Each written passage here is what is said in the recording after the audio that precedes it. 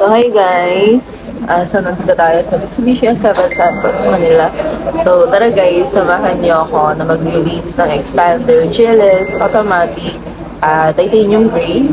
So, ito na yung documents ni client and pina-photocopy ko na po siya. So, si client, actually, ang kausap ko is sa may Italy, Malta. So, hi sir, Peter Derdora. So, thank you so much sir for messaging me para at ano po, nakapag-transact po tayo kahit sobrang layo nyo po at nakapag-avail kayo ng Expander GLS Automatic. So, tara guys! So, ito na yung mga requirements ni sir. And, inaantay na lang natin yung signature dito sa Pilipinas. So, tara guys, samahan niyo ako kung paano po natin na process yung pag-avail ng unit niya kahit na sobrang layo po ni client.